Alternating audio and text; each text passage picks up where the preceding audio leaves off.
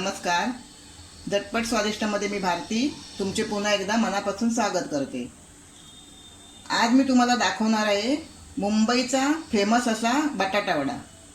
ज्या ज्या वेळेला आपण बाहेर जातो त्यावेळेला आपल्याला असं गाडीवर बघितल्यानंतर बटाटा वडा नक्कीच खावासा वाटतो. म्हणून तोच जर आपण गाडीवरचा बटाटा वडा घरी करून खाल्ला तर किती मजा येईल. जिथे एक खाणार तिथे आपल्याला 2-3 खाता येतील. म्हणून मी तुम्हाला आज हा मुंबईचा फेमस बटाटा वडा दाखवणार आहे. चला तर आपण बटाटा वडा कसा करायचा ते बघूया. पण त्यापूर्वी तुम्हाला एक माझी विनंती आहे, जर तुम्ही माझे अजूनपर्यंत चॅनल सबस्क्राईब केले नसेल तर माझे चॅनल सबस्क्राईब करा. आता मी हे 4 बटाटे घेतले आहेत आणि यांना कुकरला 4 शिट्ट्या देऊन मी छान असे बॉईल करून घेतले आहेत आणि त्यांची सालं काढून मी सोलून ठेवले आहेत. आता आपल्याला काय करायचं आहे, सगळ्यात अगोदर आपल्याला बटाटा वड्यासाठी जी लागणारी भाजी आहे ती आपल्याला आता बनवून घ्यायची आहे. तर मी ते आता फोडणीला घालते. मी आता एक टोप तापत ठेवलं आहे. त्या टोपात मी आता थोडं तेल टाकते. आपल्याला जास्त तेल टाकायचं नाही आहे, थोडं तेल तापू दे.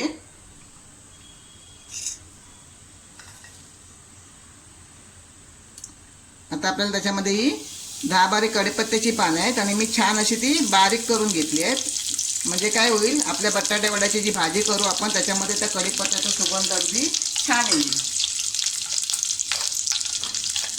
आपल्याला गॅस मध्यमच ठेवायचा आहे आणि राई टाकायची आहे फोडणीला.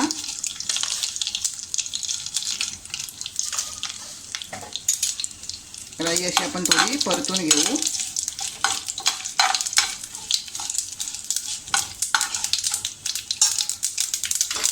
त्याच्यामध्ये आपल्याला हे आलं लसूण क्रंच आहे ते टाकायचं आहे.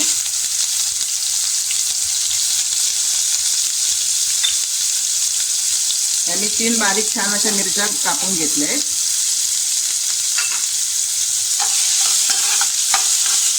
व्यवस्थित असं हे परतून घेऊया.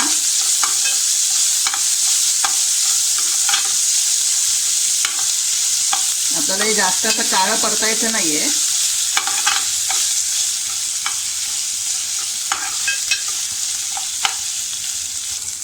बघा आता आपलं हे मिरची वगैरे छान असं परतून झालं आहे. आता त्याच्यामध्ये मी 1 चमचा अशी मुगाची डाळ 5 मिनिटासाठी भिजत ठेवली होती. ही माझी सिक्रेट आहे. तुम्ही मुगाची डाळ नाही वापरला तरी चालेल, पण मी तुम्हाला सांगेन की मुगाची डाळ नक्की वापरा. म्हणजे इतर बटाटा वड्यापेक्षा नेहमी हा बटाटा वड्याला जी चव येईल तुम्ही पहिल्यांदाच घेतलेली असेल. अगदी चविष्ट लागतात हे वडे. ज्यावेळेला ही डाळ जेव्हा आपल्या दाताखाली थोडी थोडी येते क्रंची म्हणजे क्रिस्पी, त्यावेळेला खरोखरच बटाटा वड्याला चव खूप छान येते. ही डाळसुद्धा आपण छान अशी परतून घेऊया. हे सगळं आपल्याला मंद आचेवरच करायचं आहे.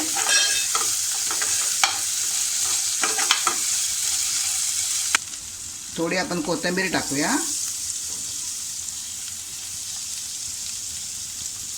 ही सुद्धा छान अशी व्यवस्थित परतून घेऊया.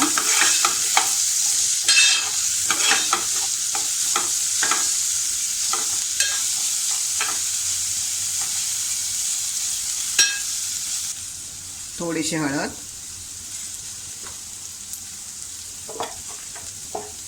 ही सुद्धा जरा अशी आपण परतून घेऊया.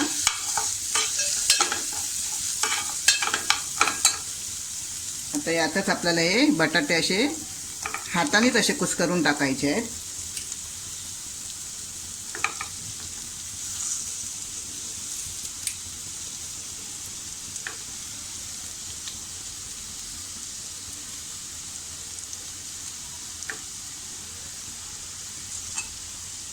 त्यात आपण चवीनुसार मीठ टाकूया. आता ही भाजी सुद्धा आपण अशी व्यवस्थित अशी ढवळून घेऊया, जेणेकरून आपला सगळा मसाला त्यामध्ये बटाट्यामध्ये आपला मिक्स होईल.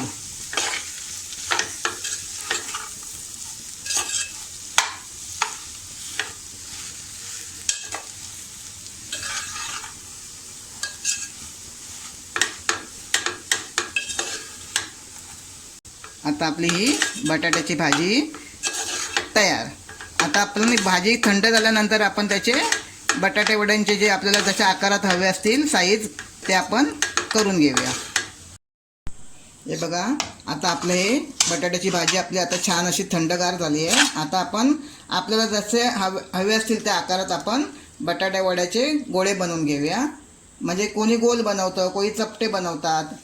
तर आपण आता हे जसे हवे असतील तसे आपण त्या साईजमध्ये बनवून घेऊया. जर कुठे असा एखादा बटाटा राहिला असेल तर आपण तो असा हाताने स्मॅश करून घेऊया.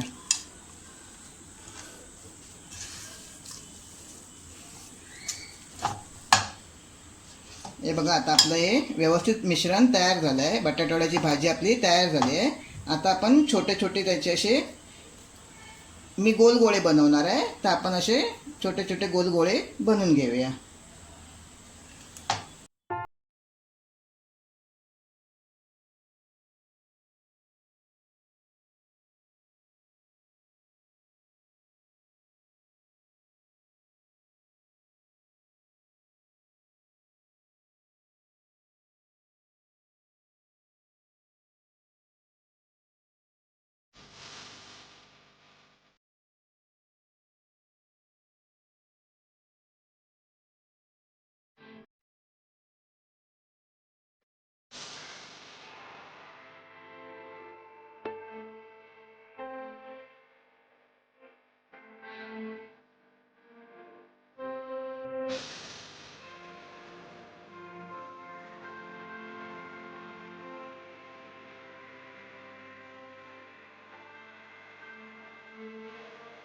हे बघा, आता माझे सगळे बटाटवड्याचे गोळे आता बनून झाले आहेत. आता आपण काय करूया, त्याच्यासाठी लागणारं जे बेसनचे पीठ आपल्याला लागणार आहे त्याचं आपण बॅटर तयार करून घेऊया. चला तर आता आपण हे बटाट्या वड्यांसाठी लागणारं चण्याच्या पिठाचं बॅटर तयार करूया. आपल्याला बेसनचं पीठ घ्यायचं आहे थोडं. मी 1 वाटी बेसनचं पीठ घेतलं. जसं आपल्याला लागेल तसं, आपल्या बटाटे वडे कधी कमी जास्त असतात, त्या हिशोबाने आपल्याला घ्यायचं. आता मी आज माझे बटाटे वडे 14 झाले आहेत, मग मी त्या हिशोबानेच हे पीठ घेणार आहे. तुमच्याकडे जर 6-7 असतील तर मग तशा हिशोबाने तुम्ही पीठ कमी जास्त प्रमाणात घेऊ शकता. थोडीशी हळद घ्यायची आहे आणि थोडं आपल्याला मीठ घ्यायचं आहे.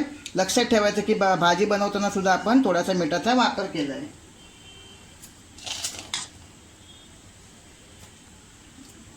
आता आपण हे व्यवस्थितपणे छान असं मिक्स करून घेऊया. पाणी एकदम टाकायचं नाही आहे, थोडं थोडं असं टाकून आपण बघायचं आहे अगोदर.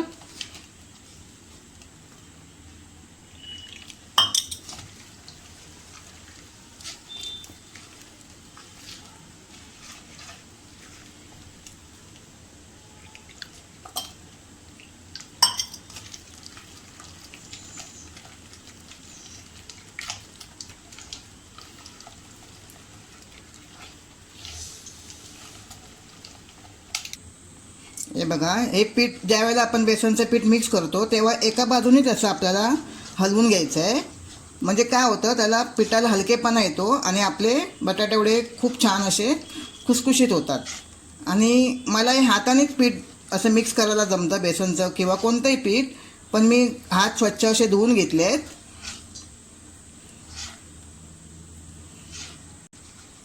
आणि याच्यात बिलकुल सोडा वापरायचा नाही आहे. आपण हळद टाकली आहे, सोडा टाकल्याने काय होईल, आपल्या बटाटा वड्यांचा कलर लाल होईल आणि वडे आपले नरम होतील. हे बघा, असं पीठ आपलं छान असं, हे बघा, एक असं आपलं पीठ मिक्स होईपर्यंत आपल्याला ते छान असं मिक्स करून घ्यायचं आहे. आता आपलं हे पीठ बटाटा वड्यांसाठी तयार. हे बघा, मी कढई तापत ठेवली आहे आणि आपलं तेलसुद्धा छानपैकी असं तापलं आहे. पण तरीसुद्धा आपण बघूया आपलं तेल छान असं तापलं आहे का. मग मी जरासं असं पीठ आतमध्ये टाकून बघते. हे बघा, आपले पीठ वर आलं आहे, म्हणजे आपलं पीठ छानपैकी तापलं आहे. आता आपल्याला गॅस मध्य आचेवर करायचा आहे. मी पूर्वी तेल तापत ठेवताना फास्ट ठेवला होता आणि आपल्याला मध्यम आचेवरच हे वडे तळून घ्यायचे आहेत, म्हणजे आतमध्येपर्यंत ते छान असे शिजतील.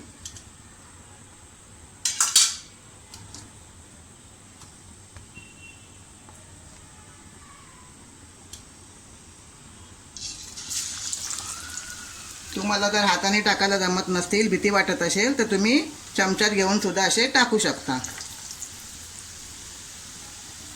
आता हे आपल्याला बेसनच्या पिठात असे घोळवून असे आपल्याला कढईत सोडायचे आहेत.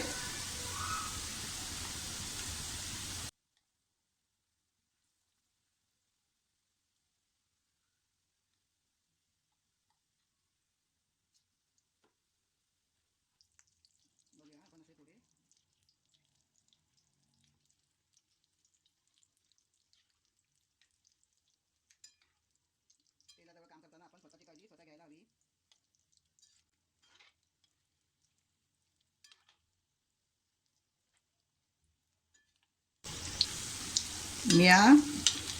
जो चुरा निघाला आहे तो मी चुरा काढून घेते आणि ह्या चुऱ्यापासून मी एक तुम्हाला वड्याबरोबर खाणारी, वडापावबरोबर जे आपण खातो ती अगदी सुंदर चटणीसुद्धा बनवून दाखवणार आहे. म्हणजे आपला चुरासुद्धा वेस्टेज जाणार नाही आहे. आणि त्यासाठी तुम्ही माझा हा व्हिडिओ शेवटपर्यंत बघा.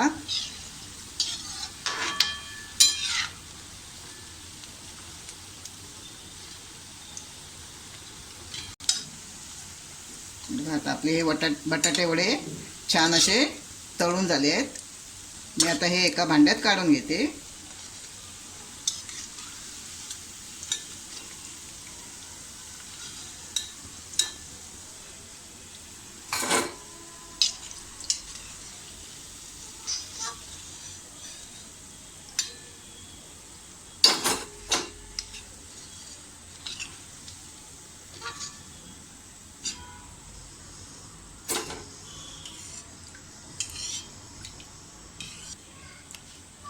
आता आपण जे उरले आहेत दुसरे जे बटाटे वडे ते आपण सुद्धा अशाच प्रकारे करून घेऊया.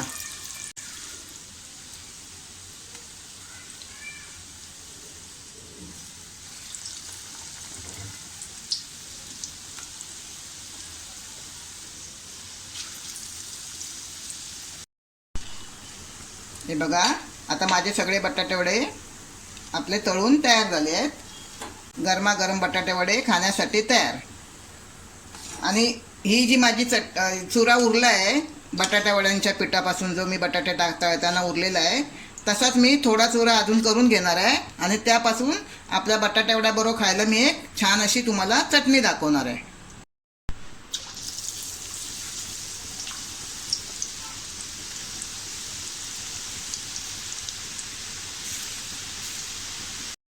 हा बघा, आता मी हा चुरा असा जे बेसनचं पीठ उरलं होतं माझं बॅटर, त्याच्यापासून मी हा चुरा बनवला आहे. आणि या चुऱ्यापासूनच मी आता आपल्या वडापाव बरोबर खाण्याची चटणी बनवणार आहे. मी चुरा बनवल्यानंतर पूर्णपणे गार करून घेतला आहे. आता आपण एका मिक्सरच्या भांड्यात घेऊया. थोडं थोडं टाकायचं आहे.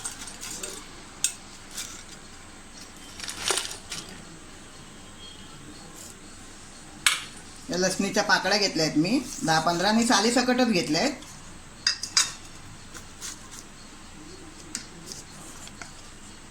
थोडी मिरची पावडर टाकते चवीपुरता, म्हणजे 1 चमचा घेतली आहे अशी बारीक.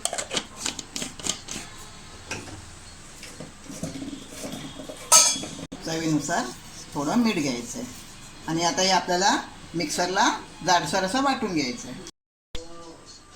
हे बघा, आपली छान अशी सुकी आहे, खळखळीत अगदी.